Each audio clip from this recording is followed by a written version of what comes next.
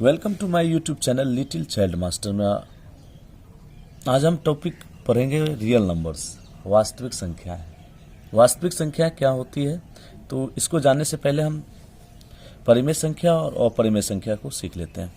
परिमेय संख्या क्या होता है? रेशनल नंबर, वैसी संख्या जो p बटा q के रूप में लिखा जा सके और p और q पूर्णांक हो, q equal is not zero, परिमेय संख्या कहलाती है। वैसी संख्या जो p बटा q के रूप में हो, जहाँ p और q पूर्णांक हो, q equal is not zero, परिमेय संख्या कहलाती है। जैसे कि हम लिखते हैं 5/9, 4/11, 7/15 या √25, क्योंकि ये √25 का जब वर्गमूल निकालिएगा तो ये पूर्ण रूप से निकल जाएगा, तो इसे हम क्या बोलेंगे? परिमेय संख्या, etc। और अपरिमेय संख्या देखते क्या होता है कि वैसी संख्या जो p बटा q के रूप में नहीं लिखा जा सके, उसे अपरिमेय संख्या कहते हैं। या तो हम बोल सकते हैं जिस संख्या का पूरा वर्गमूल नहीं निकले, उसे अपरिमेय संख्या कहते हैं। जैसे कि हम लिखेंगे √7, इसका वर्गमूल नहीं निकलेगा, ना ही p बटा q के रूप में लिख सकते हैं। जैसे कि √11 हो गया, √13 हो गया, etc। ओके, अब क्या होता है कि ये परिमेय संख्या और अपरिमेय संख्या, ये दोनों को जब हम मिला देते हैं, इसका जो समूह होता है ना, वो वास्तविक संख्या कहलाती है। जैसे कि हम देखते हैं वास्तविक संख्या क्या होती है कि परिमेय और अपरिमेय संख्याओं के समूह को वास्तविक संख्या कहते हैं। जैसे कि हम लिखते हैं 5, ये हो गया 5 परिमेय, और √9 ये क्या हो गया? √91 ये क्या हो गया? अपरिमेय। तो ये क्या हो गया? वास्तविक संख्या। जैसे हम लिखेंगे 6 माइनस √7, जैसे कि हम लिखेंगे 9 प्लस √11, etc। ये क्या हो गया? Real number. अब इसमें हम देखेंगे कि प्रमेयिका क्या होता है।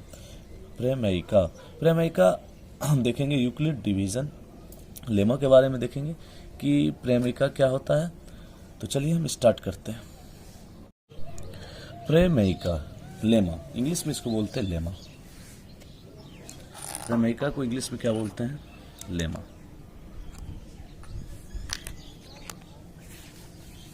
ध्यान दीजिएगा कि प्रमेयिका का जो उपयोग होता है, प्रमेयिका एक कथन है जिसका उपयोग अन्य कथन को सिद्ध करने में किया जाता है। जैसे यूक्लिड विभाजन, प्रमेयिका, यूक्लिड डिवीजन, लेमा।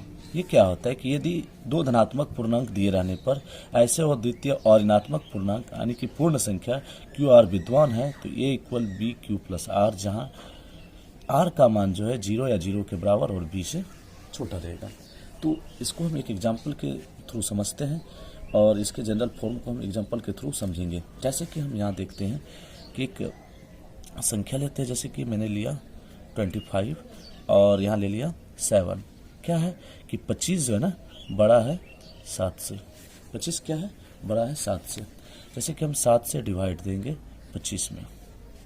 ओके, 7 से डिवाइड देंगे 25 में, तो यहाँ क्या होगा कि 7 के टेबल में 25 से कम क्या आता है? तो 21 आता है। तो 3 बार में 21 आया, तो यहाँ 3 लिखेंगे, 7 या 21, और यहाँ क्या हो जाएगा? शेषफल 4 हो जाएगा। आपको पता होगा, आप बचपन में पढ़े होंगे एक चीज़ कि भाज्य बराबर क्या होता है? भाज्य बराबर होता है भाजक गुना, भाज्य बराबर भाजक गुना भागफल जोड़ शेषफल। ओके, ये पढ़े हैं। तो यहाँ देखिए, ये जो है ना, ये क्या है? ये आपका जो है, ये 25 आपका जो है ये भाज्य है, और उसके बाद फिर क्या है? भाजक क्या है आपका? ये 7 है। इसको हम लोग बोलेंगे भाजक। ओके, और इसको क्या कहा जाता है? शेषफल। और इसको क्या कहा जाता है? भागफल। भागफल यानी कि 7 अब मल्टीप्लाई क्या होगा? 3, और इसके बाद प्लस में शेषफल क्या आता है? 4। ठीक है, ये जो जनरल फॉर्म है यूक्लिड विभाजन प्रमेयिका का general form a equal B Q plus are. Suppose that, यहाँ से हमारा इसके कहने का मतलब ये है कि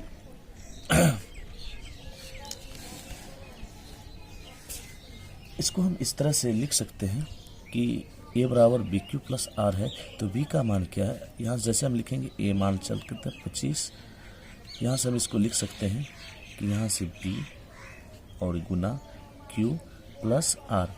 ठीक है, तो इसको हम कह सकते हैं ए। ओके, तो इस प्रकार से हम A equal B Q plus are. Suppose that हम दूसरा एग्जांपल लेते हैं। सपोज हम मान लेते हैं इधर, इसको ध्यान दीजिएगा, जैसे कि मान लेते हैं कि हम यहाँ से देख लेते हैं कि ये जो भाजक है, भाजक बी है, और उसके बाद भागफल क्या है, क्यू है, और शेषफल क्या है, आर है, और ए है। ठीक है, मान के चलिए कि सपोज डेट हम बी से भाग दे रहे हैं, किस में, तो ए में। बी से भाग दे रहे हैं ए में, उसके बाद भाग देने के बाद जो है ये जो शेषफल बचता है वो आर बचता है, और भागफल क्या होता है, क्यू होता है। ओके, तो इस प्रकार से क्या होगा कि अगर हम करेंगे भाज्य बराबर, तो भाजक गुना भागफल जोड़ शेषफल होगा, तो बी क्यू यहाँ से भाजक गुना भागफल, भाजक गुना भागफल जोड़ शेषफल। ओके, उसके बाद जहाँ की ये जो आर का मान आएगा, ये शेषफल का मान जो आएगा वो जीरो से बड़ा या बराबर आर का मान, और ये जो है बी के मान से छोटा होगा। तो यही जो हमारा है इसका जनरल फॉर्म आता है। ओके, तो चलिए हम इस पर कुछ प्रॉब्लम सॉल्व करते हैं। सपोज डेट एक एग्जांपल और लेते हैं। जैसे कि हम यहाँ देखते हैं कि मान के चलिए कि हमने ले लिया 235 ले लिया, और ये हमने ले लिया 80।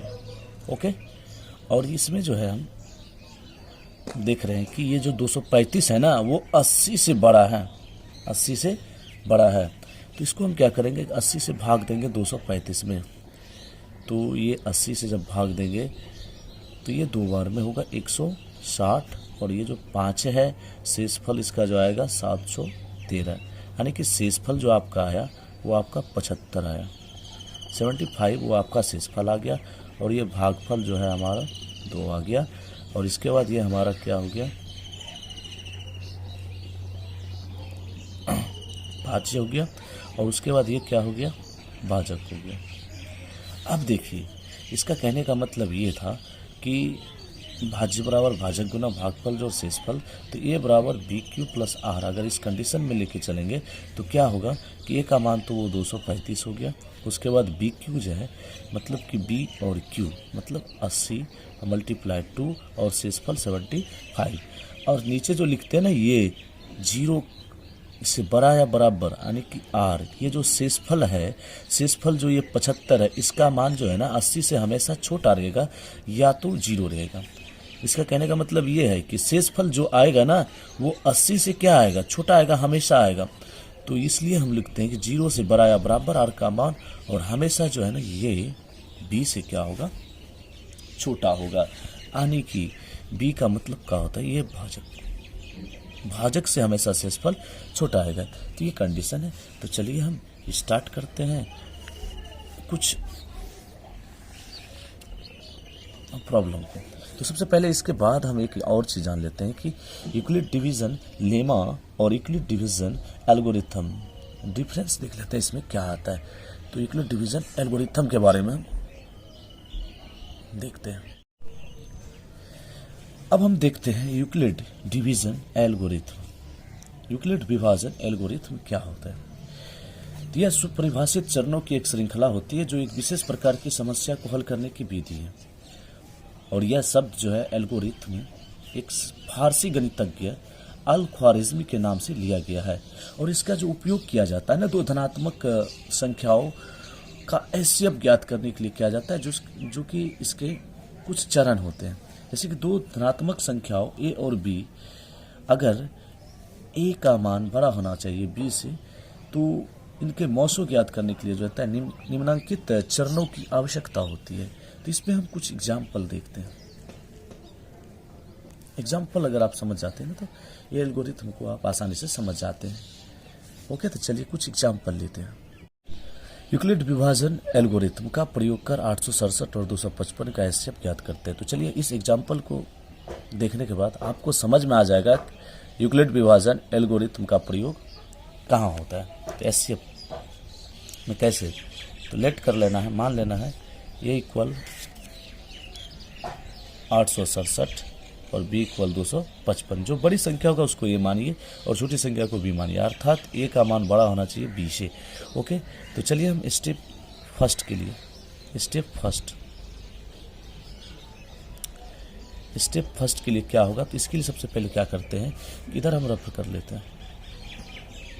रफ में क्या कीजिएगा कि 255 से भाग दीजिए 867 में, तो ये 3 बार में भाग लगेगा इसमें, और इसमें आएगा 765 और शेषफल क्या आ जाएगा 102।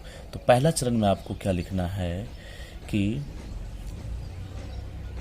867 इक्वल लिखना है, उसके बाद 255 ये जो है ना ये मल्टीप्लाई 3 और शेषफल जो 102 आया यहाँ 102, तो यहाँ लिखना है एक स्टेप और, चूंकि शेषफल 0 के बराबर नहीं है, जब तक 0 नहीं आएगा तब तक आप इसको भाग देते रहना है। अब चलिए स्टेप 2 में, स्टेप 2 में ध्यान से समझिएगा। स्टेप 2, अब देखिए शेषफल आपका 102 आया है, ठीक है। अब यहाँ से 255 आया है, तो ये जो 255 है तो अब इसको यहाँ लिखेंगे, 255 को यहाँ लिखेंगे। ओके, 255 को यहाँ लिखेंगे, जो कि पहले जो था ना ये भाजक का काम कर रहा था। भाजक 255 को यहाँ लिखेंगे और शेषफल से इसमें भाग देंगे, यानी कि 102 से भाग देंगे 255 में। ओके, तो देखते हैं कितने बार में लगता है, तो 2 बार में लगेगा, तो यहाँ हो जाएगा 204 और शेषफल आएगा 51। तो आप क्या कीजिएगा 102 और इसका गुना कीजिएगा 2 और शेषफल को लिखिएगा यहाँ 51। ओके, ये जो पहले भाजक का काम किया था स्टेप 2 में, तो यहाँ लिखेंगे चूंकि शेषफल जो यहाँ है आपका 0 के बराबर नहीं है, तो यहाँ लिख दीजिएगा शेषफल इक्वल इज नॉट 0।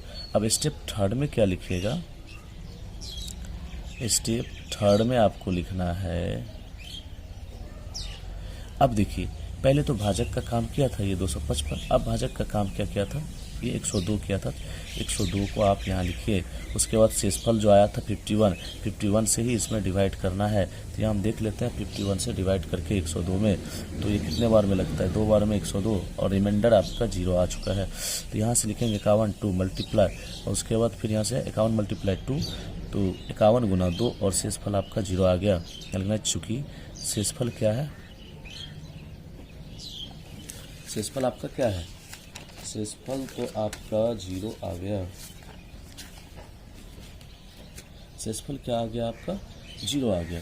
तो इसलिए आप यहाँ से लिख देना है कि चूंकि शेषफल तो 0 है, अतः यहाँ हम रुकेंगे, उसके बाद फिर यहाँ लिख लेंगे। इसलिए HCF क्या लिखेंगे, HCF किसका निकाल रहे थे 867 225 का, जो आपका ये आया ना, ये आपका जो पहले काम किसका करता था भाजक का, तो जो ये शुरू में आया ना ये आपका HCF हो जाएगा 51, ये आपका हो जाएगा आंसर। ओके, तो नेक्स्ट एग्जांपल एक और लेते हैं।